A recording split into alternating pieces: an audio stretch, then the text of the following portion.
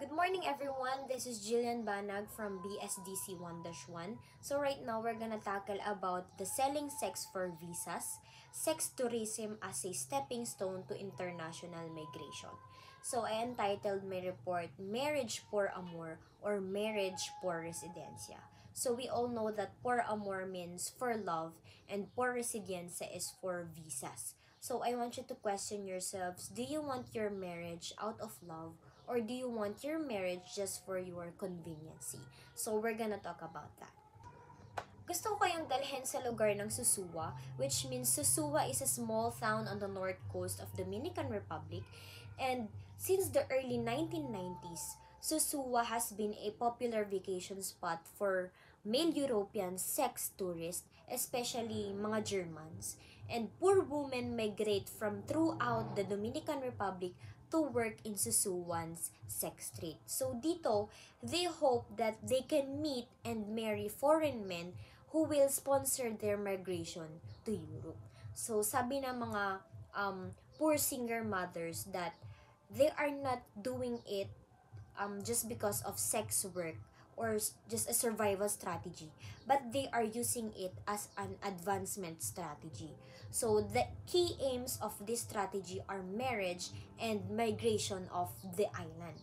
So certainly, this woman still risk rape, beatings, and arrest, and the sex trade is dangerous talaga, and Susuwas is no exception. So since Susua is very liberated, um, mapapatanong tayo na is this illegal, di ba? But yes, this is illegal doon sa Dominican Republic, and sex work is just a normal thing for them. We'll move to sex tourism.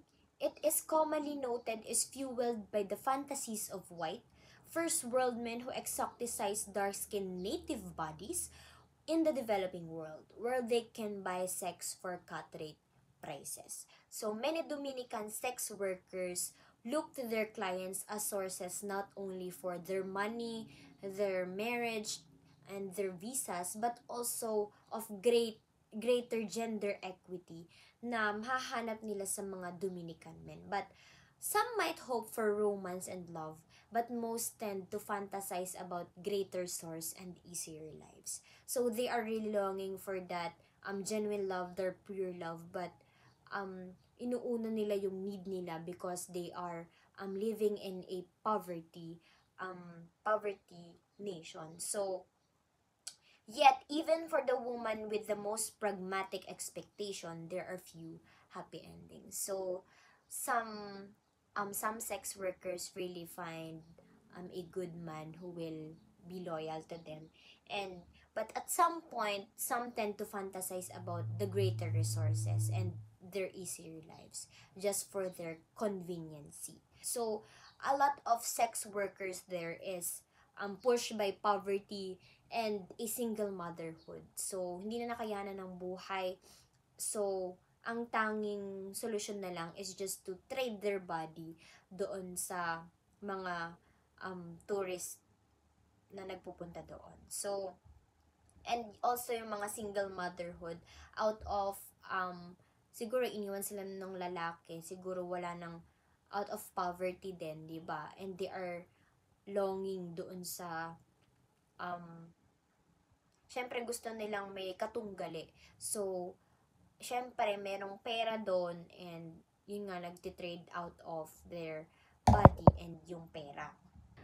Ayun, while saving money is not possible in factory or domestic work, sex workers in theory at least make enough money to build up modest savings. So nagmamigrate sila in Dominican Republic and wala silang gagamit-gamit. They will magbo-boarding house pa sila. So, hindi sila talaga nakakaipon ng pera for their needs. So, upon marrying, minsan hindi pa sila nakakapagpadala sa naiwan nilang pamilya because kinukulang pa rin sila. So, realizing this, missing their children, most women return to their home communities in less than a year, just as poor as when they first arrived. So, ayun, kahit nakapunta na sila ng Dominican Republic, but upon returning doon sa totoong lugar nila, parang ang hirap-hirap pa din nila at hindi sila nakaahon doon because may malaki silang binabayaran doon sa Susuwa din mismo. Their rooms, boarding house, their apartment, and also the kitchen, the food, 'di ba? Ang daming binabayaran. So, um, minsan na lang din sila makapagpadala in their own homes. So, most of the sex tourists in Susua had been to other sex tourist destinations as well. So, parang yung mga European male sex tourists na yun is nagpapalipat-lipat lang sila ng destination. So, this season sex tourist, madaming nagsasabi sa kanila na they were just bored with other destinations, so they decided to try Susua and Dominican women based on the recommendations of their friends. So, Susua is maingay na lugar kapag ang pinag-uusapan ay sex trade. So, doon sila nakilala. And, eto ding mga sex tourist na to, parang they were just bored kaya sila nandun and they are using women's body because of their boredom siguro.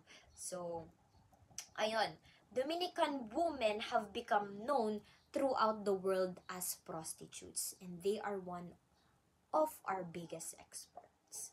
So that's what I'm talking about, that naging kilala na sa kanila yun that Dominican women ay isa na silang prostitutes and kahit hindi mo yun ginagawa, you are called prostitutes because even if you are not one of them, but because you live in Dominican Republic or Susua, you became one. Kasi, taga dun ka. So, I want you to hear this story about Elena.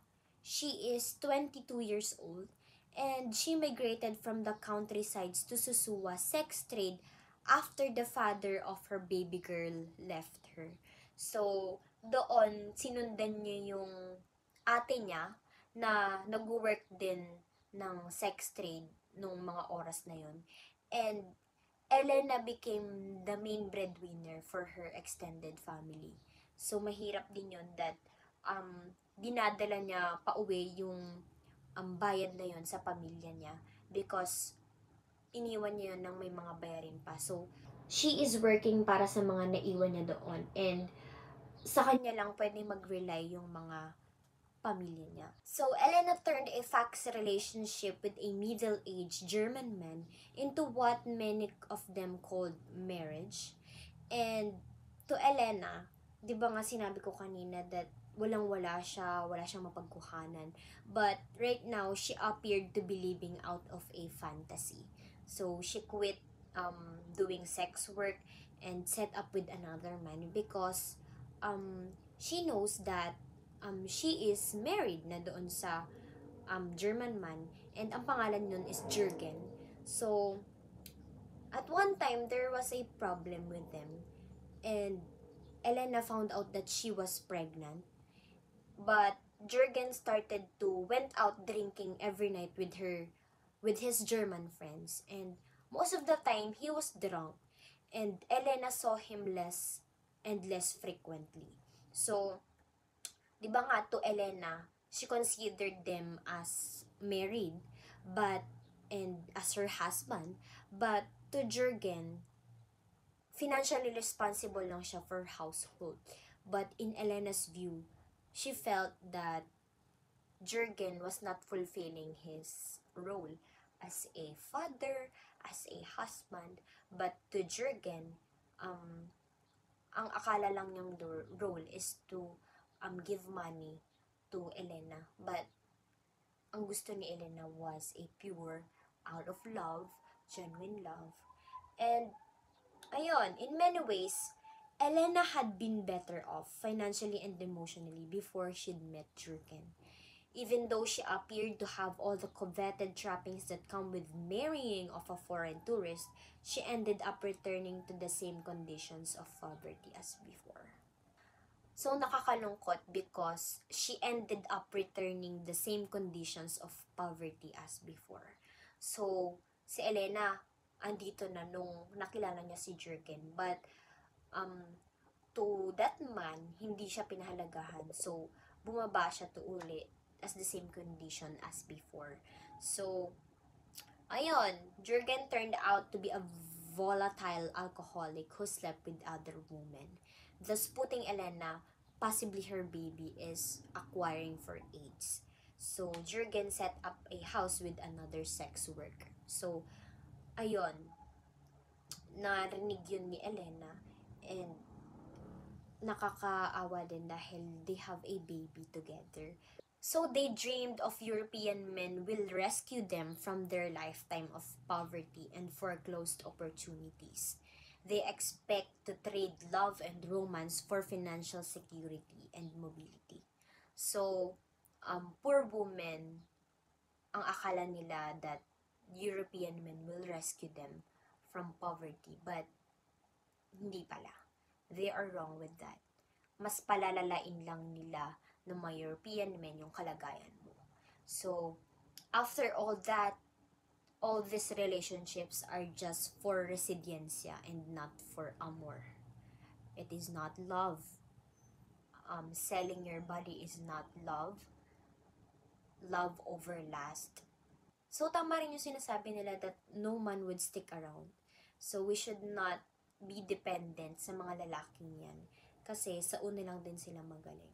So, just like the story of Elena, Jurgen, binigay niya sa kanya lahat nung una kay Elena. But, in the end, Jurgen was still doing his work as a sex tourist, diba?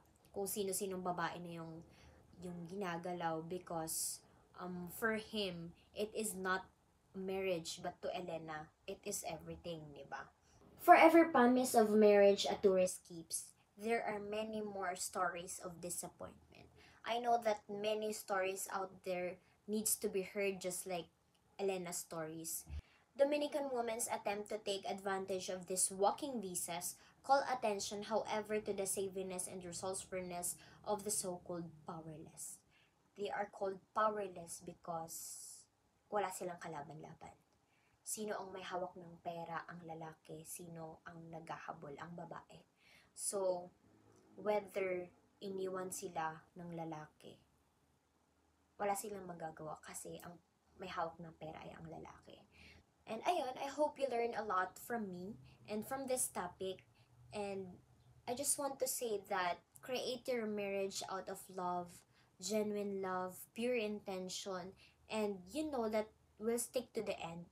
And ang pinakamahalaga talaga is the commitment to the both of you. So, ayun, thank you for listening and hope you like this video.